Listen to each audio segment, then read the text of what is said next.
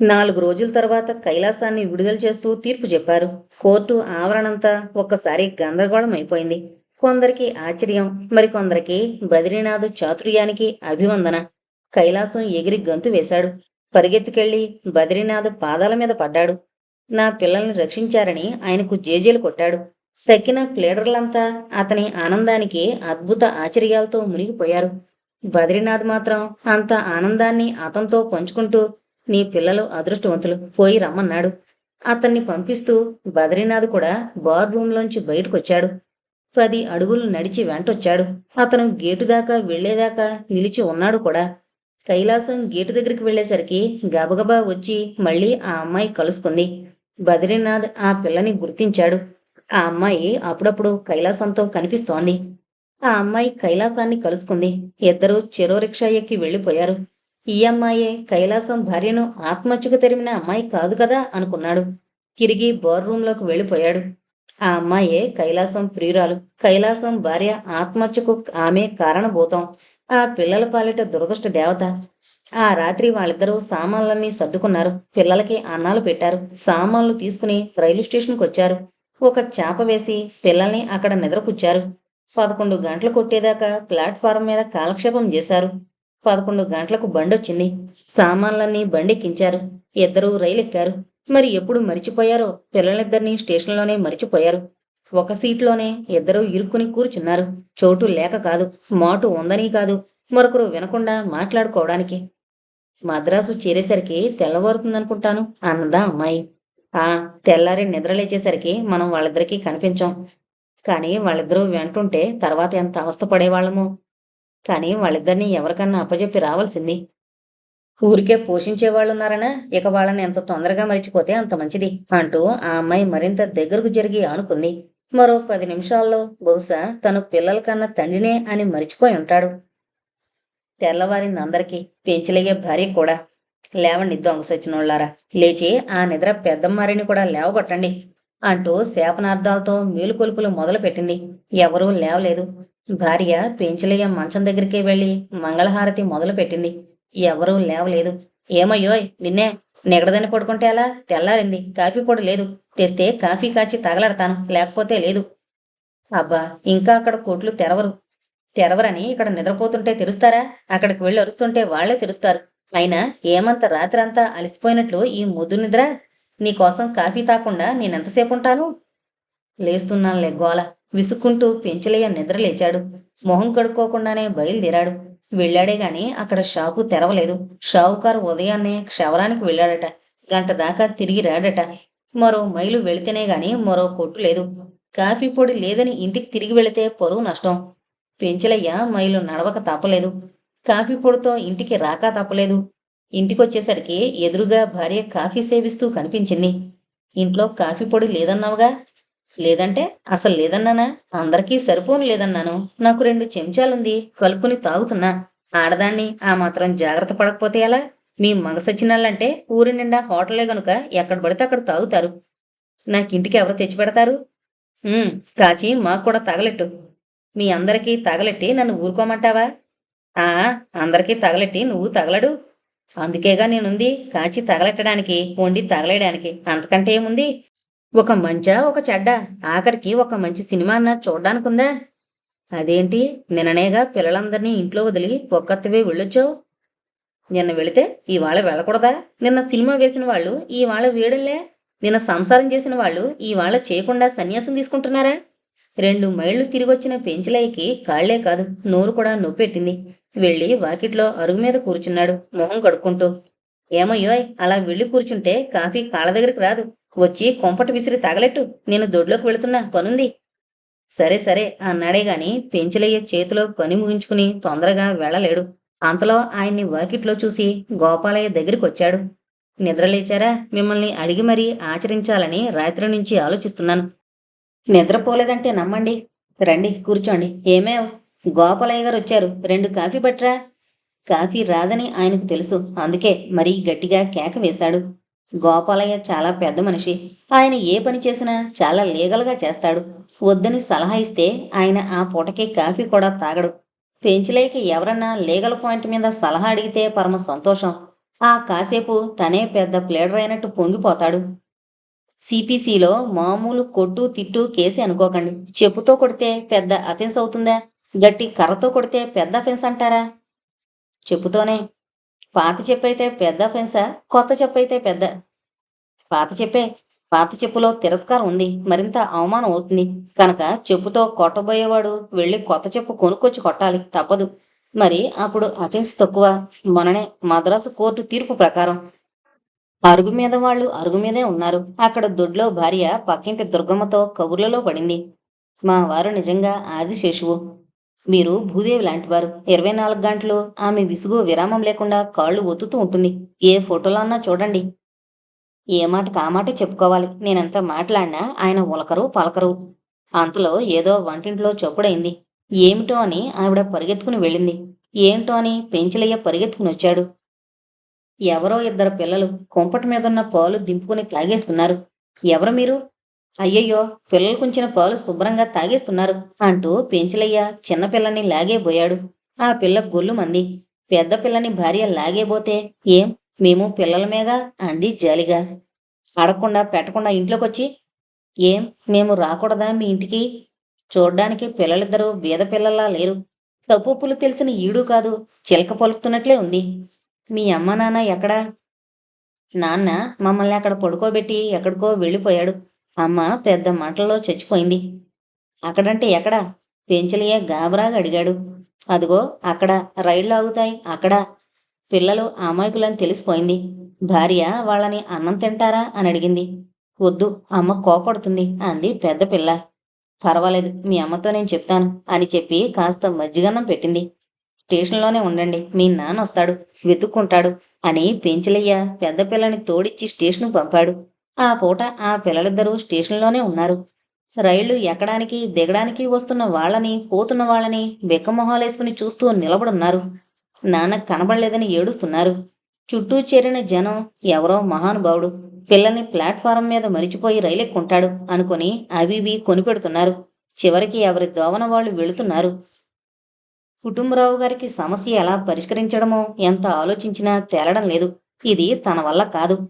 తనే మాట్లాడవలసి వస్తే శ్యామ్ జీవంతినే పెళ్ళాడతానంటే కాదనడానికి తన మనసు ఒప్పుకోదు. అవును అనడానికి అంతరాత్మే ఒప్పుకోదు. ఎవరన్నా ఈ విషయంలో బాగోగులు శ్యామ్తో మాట్లాడితే బాగుండును. ఎవరు సరైన మనిషి అని ఆయనే కొన్నాళ్లు ఆలోచించాడు. ఎంత ఆలోచించినా ఒక్క రమేషే జ్ఞాపకం వస్తున్నాడు. రమేష్, శ్యామ్ ఇద్దరూ చిన్నప్పటినుంచి స్నేహితులు. ఈ మధ్యనే అతను ఎవరినో ప్రేమించి వర్ణాంతర వివాహం చేసుకున్నాడు. అతను శ్యామ్కి అనుకూలమైన సలహా ఇస్తాడా? పనిగట్టుకుని కుటుంబరావు రమేష్ దగ్గరికి వెళ్ళాడు. శ్యామ్ విషయం కదిలించాడు. రమేష్ ధోరణి కూడా మొదట ఎరగనట్లే ఉన్నా చివరికి చాలా అనుకూలంగా ఉంది. రాత్రికి మాట్లాడి చెప్తా కదా అన్నాడు రమేష్.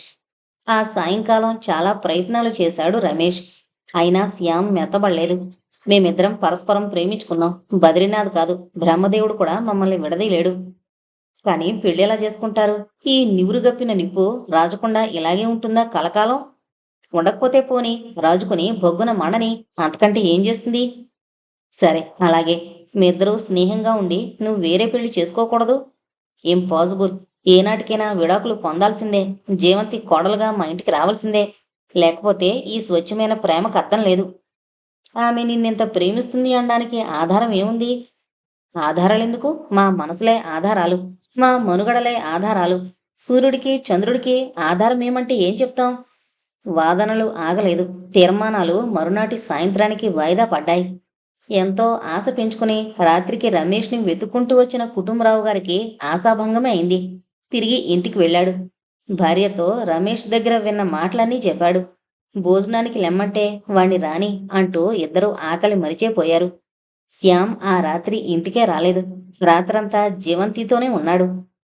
ఈ రాత్రే సంగతి తేలిపోవాలని కూర్చున్నాడు శ్యామ్. ఎలా? మాటలతో కాకపోతే పని కూని చేసినా జరగదా? శ్యామ్ అని నిర్ఘాంతపోయింది జీవంతి. వెళ్ళి జేబులు తడిమి చూస్తే ఒక బాకు పిడితో కూడా చేతికి తగిలింది. నువ్వు సరేనను, ఈ రాత్రి ఈ సంగతి తేల్చి రాత్రికే ఈ ప్రాంతం నుంచి మాయమైపోదాం. మాట రాక జీవంతి చాలాసేపు ఆగిపోయింది. తర్వాత, అలాంటి పిచ్చి ఆలోచనలు పెట్టుకోకు. బొత్తిగా చిన్నపిల్లాడు అయిపోతున్నావు. పద, ముందు భోంచేద్దాం అంటూ దగ్గరికి వెళ్ళి జేబులో ఉన్న బాకు తీసేసింది. పక్కనున్న ఫ్రిడ్జ్లో పెట్టేసింది. టేబుల్ మీద బద్రీనాథ్కో కంచం వదిలేసి ఇద్దరూ కలిసి ఒకే కంచంలో భోంచేశారు. ఆ రాత్రి ఇద్దరూ సయ్యాగారం చేరిన తర్వాత ఎప్పుడో 11 గంటలకి బద్రీనాథ్ ఇంటికొచ్చాడా రాత్రి. తలుపులన్నీ తీసే ఉన్నాయి. బెడ్రూంలో లైటు వెలుగుతూనే ఉంది.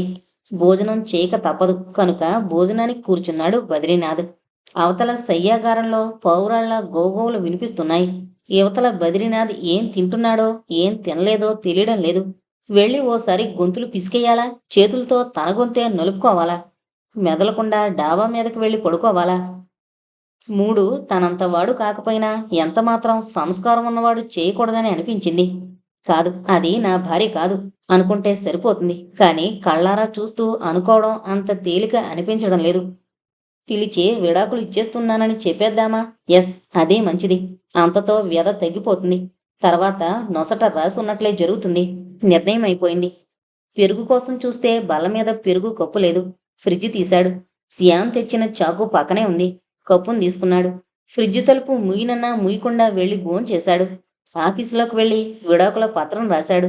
పైన డాబా మీదకెళ్లి చల్లగాలికి హాయిగా నిద్రపోయాడు. లోపల ఏసీ రూంలోనే శ్యామ్ జీవంతులకు ఊపిరాడడం లేదు. శ్యామ్ జీవంతులిద్దరూ మళ్లీ వాదనలో పడ్డారు. ఖూనియే దీనికి సరైన పరిష్కారం అంటాడు శ్యామ్. అంతకంటే అలరేముంది అంటుంది జీవంతి. ప్రేమికులందరూ అన్ని కాలాల్లోనూ హత్యలకి ఆత్మహత్యలకి వెరవలేదు అంటాడు శ్యామ్. వాదన తెగలేదు. శ్యామ్ గది విడిచొచ్చి ఫ్రిడ్జ్లో ఉన్న బాకును తీసుకున్నాక కూడా వాదన ఆగలేదు. జీవంతి ఆపడం వల్ల కాని లేకపోతే ఈ పాటికి పరిగెత్తేవాడే. మేడ మీద తన ఆలోచనలతో తనున్నాడు. బద్రీనాథ్కి స్వేచ్ఛగా గాలి వీస్తోంది. మందపవనం కాదు, కప్పుకున్న సాలువా ఎగిరిపోయే పవనమే. మరింత హాయిగా ఉంది బద్రీనాథ్కి. రేపటి నుంచి జీవితమే మారిపోతుంది. జీవంతి వెళ్ళిపోతుంది. మరో పూబంతి వస్తే వస్తుంది, లేదా లేదు. ఫీజు లేకుండా ఎన్ని కేసులు చేసినా చెయ్యొచ్చు. బీదవాళ్ళకి సాయపడచ్చు. ఆపదలో ఉన్నవారికి ఆసరా ఇవ్వచ్చు. 10 మందికి పెట్టి తను బతకచ్చు. ఈవాళ్లే తనకింత హాయిగా ఉంటే రేపటి నుంచి ఎంత హాయిగా ఉంటుంది? ఆలోచనలతో తేలిపోతూ ఆనందిస్తున్నాడు బద్రీనాథ్. అంతరాయంగా శ్యామ్ జీవంతులిద్దరూ పైకొచ్చారు. అలికిడి లేకుండానే ఇద్దరూ పైకొచ్చారు. అలికిడి విననే విన్నాడు. చూడనట్టే కళ్ళు మూసుకుని పడుకున్నాడు ఆలోచిస్తూ. ఇద్దరూ ఎందుకు పైకొచ్చినట్టు? తనను మరింత రెచ్చగొట్టడానికా? కళ్ళెదుటే విహరిస్తూ కచ్చ తీర్చుకోవడానికా? కాక క్షమాపణ అడగడానికా? ఇద్దరి గుసగుసలు వినిపిస్తూనే ఉన్నాయి. జీవంతి వద్దంటోంది. శ్యామ్ పట్టుదల పడుతూనే ఉన్నాడు. జీవంతి కిందకి పోదామంటోంది. శ్యామ్ కాదంటున్నాడు. లేచి విడాకులిస్తామని చెప్పేస్తే వాళ్ళ మనసు తేలికవుతుందిగా. నిమిషంలో చెడ్డవాణ్ణి మంచివాణ్ణి అయిపోతానుగా. వద్దు, ఇదొక ఆట. నేర్పుగానే ఆడదాం ఆటంతా. ఆచరణలోనే ముంచేద్దాం లోకాన్నంతా. తన ఆలోచనల్లోనే ఆడుకుంటున్నాడు బద్రీనాథ్. అంతలో ఏదో ఫట్మని మీద చొప్పుడైంది. అదిరిపడి లేచి కూర్చున్నాడు. మధ్యలో బాకు తెల్లగా కనిపిస్తోంది. శ్యామ్ తొందరగా వచ్చి దాన్ని అందుకోవాలని ప్రయత్నం. జీవంతి వద్దని వారింపు. అంటే హత్య చేయడానికి వచ్చారన్నమాట అంటూ తాపీగా అన్నాడు బద్రీనాథ్. చూద్దాం, తీసుకో ఆ కత్తి చేత్తో. ఆకాశం దద్దరిల్లేటట్టు అరిచాడు తరువాత. జీవంతి ముందుకొచ్చి కత్తి చేత్తో తీసుకుంది. చేతి కొద్దీ దూరంగా నేల మీదకి విసిరేసింది. ఫూల్, నన్ను హత్య చేయడం నీ వల్ల ఏమవుతుంది? జీవంతి వల్లే కాలేదు అన్నాడు బద్రీనాథ్ కాసేపు అయ్యాక. జీవంతి, విడాకుల పత్రం ఆఫీసు బల్ల మీద ఉంది. కిందకు వెళుతూ తీసుకువెళ్ళు. శ్యామ్ జీవంతులిద్దరూ మొహాలు చూసుకున్నారు. ఎదురు మాట లేకుండా వెనక్కి తిరిగారు. శ్యామ్ శ్యామ్ ఆగి బద్రీనాథ్ వంక చూశాడు. వెళుతున్నావు? థ్యాంక్స్ చెప్పాలనన్నా తెలీదు. బద్రీనాథ్ బల్ల మీదున్న విడాకుల పత్రం ఇద్దరూ కలిసి విడివిడిగా కూడా చదువుకున్నారు. అంతా జీవంతికే అనుకూలంగా ఉంది. పొలం కూడా కొంత జీవంతికే రాసిచ్చాడు. సర్వ హక్కులతో పూర్తి పరిష్కారంగా. రాత్రంతా జీవంతి అదే పనిగా పడుకుంది, కానీ నిద్రపోలేదు. తెల్లవారాక శ్యామ్ లేచి వెళ్ళాడు తేలికపడ్డ మనసుతో. గుమ్మంలో అడుగుపెట్టిన తర్వాత తెలిసింది. తన కోసం కాచు కూర్చుని తలుపులన్నా వేసుకోకుండా తల్లిదండ్రులిద్దరూ కుర్చీల్లోనే నిద్రపోయారని. లైటు వేసే ఉంది, ఆర్పేశాడు. ఉలిక్కిపడి లేచింది తల్లి. ఎక్కడికి వెళ్ళావురా? ఎంత పొద్దుపోయింది? పొద్దుపోలే. తెల్లారిందని తల్లి గుర్తించనేలేదు. గుర్తించగానే కుటుంబరావు గారు ఎక్కడ లేస్తారో అని బెదురుగా చూసుకుంటూ కొడుకును కేకలేద్దామని శ్యామ్ గదిలోకి తాను వెళ్ళింది.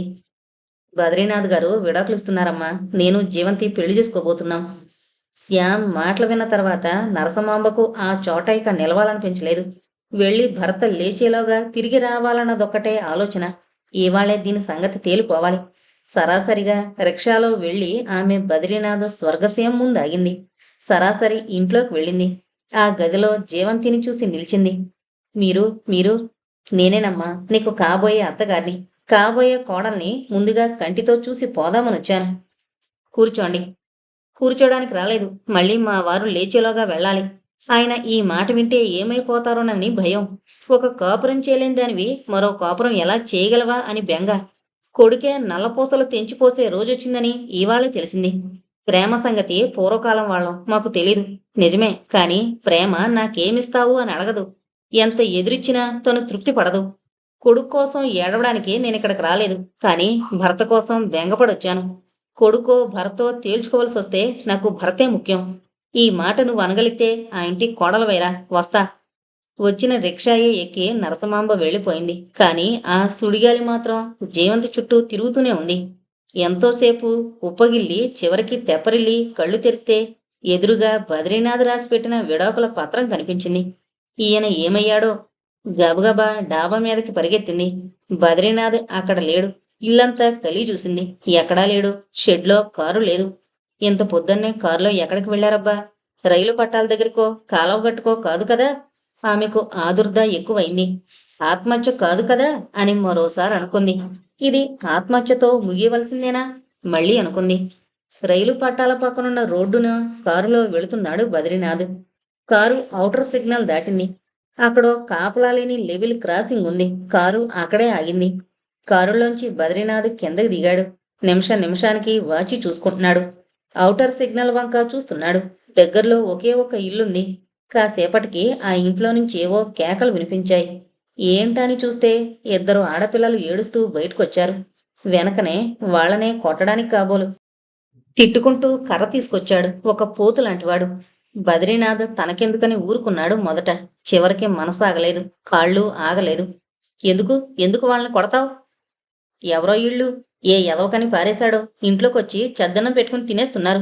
నిన్న పోనీలమ్మని ఊరుకున్నా, మళ్ళీ ఇవాళ చిన్నపిల్లలు కదా అని ఊరుకుంటే రోజునా? ఎవరు పిల్లలు వీళ్ళు? ఏమో ఎవరో. నిన్నడిగితే మా నాన్న స్టేషన్లో తప్పిపోయాడంది. ఇవాళ కూడా అడిగి మరీ తినాలా, లేకపోతే కొడతారా అంది. మీ నాన్న పేరేంటమ్మాయి? నాన్న. అమ్మ పేరు? అమ్మ. మీ నాన్న ఏం పని చేస్తుంటాడు? మరి మరి బళ్ళో పిల్లలకి కైలాసం కూతుళ్లే వాళ్లే. అయితే అతనే వీళ్ళలా వదిలి వెళ్ళిపోయి ఉంటే కోర్టు గేటు దగ్గర కైలాసం పక్కన ఓ అమ్మాయి. ఏదో గుర్తుకొచ్చి మనసు తలకిందులైపోతుంది. వెనకనే రైలు చక్రాలు తిరిగిపోయాయి. గుండెలు అదిరిపోయేటట్లు ఇంజన్ కూస్తూ వెళ్ళిపోయింది. ఏమీ తోచని బద్రీనాథ్ పిల్లలిద్దరినీ కారులో ఎక్కించుకుని వెనక్కి తిరిగాడు. అలవాటుగా చేతులు డ్రైవ్ చేశాయి. పరిపాటిగా కారు ఇంటి ముందాగింది. లోపల గ్యాస్ స్టవ్ భగభగా మండుతోంది. జీవంతి దగ్గరనే నుంచుంది. చీరకొంగు చేత్తో ఎత్తి అగ్నిహోత్రానికి అందించబోతుంది. బయట్నుంచి జీవంతి అని కేక వినిపించింది. వెనువెంటనే 10 కేకలు వినిపించాయి. జీవంతి జీవంతి! మేడంతా మారుమ్రోగిపోయింది. అమ్మయ్య, పర్వాలేదు అనుకుంటూ జీవంతి వెనక్కి తిరిగి చూసింది.